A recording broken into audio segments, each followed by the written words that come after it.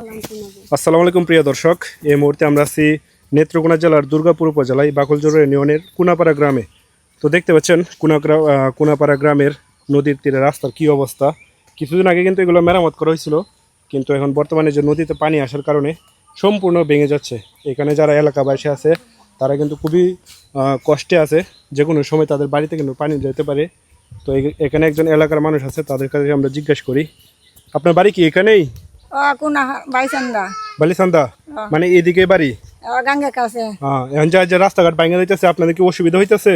অসুবিধা তো বাড়ি ঘর থাকতারি না, ব্যাগ ভাঙিয়ে নিতে আসে গা, মাটি মুড়ি সব কিছু। তো এগুলো আসলে যাইবো।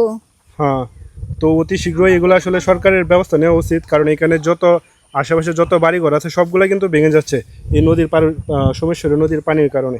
তো এখানে অনেকেই আছে কিন্তু। তোমাদের বাড়ি কোথায়?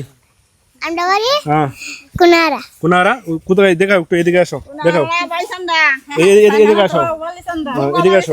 বালিসান্দা না, যে তোমাদের বাড়ি যে এদিকে, তো নদীর পারে না? নদীর পারে না, ভাঙে যাইতেছে না তোমাদের বাড়ি? এখানে সবার বাড়ি কিন্তু খুব রিস্কের মধ্যে আছে। এই যে স্কুলের ছাত্রছাত্রী যাইতেছে, তোমাদের স্কুলে যেতে কষ্ট হয় না? হ্যাঁ, তোমাদের স্কুলে যেতে কষ্ট হয়? জি জি। কোন ক্লাসে পড়ো? 5 ক্লাস 5। তুমি কোন ক্লাসে পড়ো? Class 4 class 4। আচ্ছা, তোমাদের স্কুলে যেতে কষ্ট হয়? এই যে রাস্তাঘাটে না ভেঙে গেছে, স্কুলের ছাত্রছাত্রী তাদের কিন্তু যে স্কুলে যেতে খুব কষ্ট হয়। হয়তো কিছুদিন পরে এই রাস্তাটা যতটুকু আছে এটা হয়তো থাকবে না, পুরোটাই কিন্তু ভেঙে যাবে। যে ওনাদের বাড়ি কিন্তু এই যে নদীর পাশে, ভাঙা নেওয়ার সম্ভাবনা আছে। যে কোনো সময় ভেঙে যেতে পারে। আমরা বাড়ি ঘরে বাইরে থাকতেছি না, কি করা যাবে? একটা ব্যবস্থা করবে। সরকার অবশ্যই একটা ব্যবস্থা নেওয়া দরকার। এখানকার যে স্থানীয় বাসিন্দারা আছে তারা খুবই কষ্টে আছে কিন্তু। 150 ঘর আছে, আমরা সবাই বিপজ্জনক ভাবে পড়ে রয়েছি। সরকারের কাছে বিপুল ভাবে আবেদন করছি যে আমরা এই ভাঙ্গনটা একটা মেরামত করে দেওয়ার জন্য।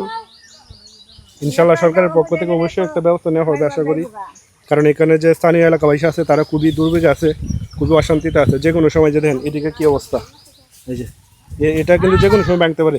এটা আমি যখন 2016 সালে যখন ছিলাম তখন কিন্তু এই যে এই রাস্তাটা কিন্তু এই পর্যন্ত ছিল, এই যে এই পর্যন্ত। তো দীর্ঘ 8-9 বছর আমি যে দেশের বাইরে থাকার কারণে তো গ্রামে আসছি, আসা হঠাৎ দেখি তো রাস্তার অবস্থা একদম খুব সিরিয়াস। দেখেন এটা কিছুদিন আগে কিন্তু মানে এটা মেরামত করা হয়েছিল, কিন্তু ওই যে বালু দিয়ে মেরামত করলে তো লাভ নেই। এই যে বালু সব ভাঙিয়ে চলে গেছে নদীতে। তো এখানে কিন্তু বড় মানে যে কি বলে আমাদের গ্রামের ভাষায় বলে ডল বা বন্যা।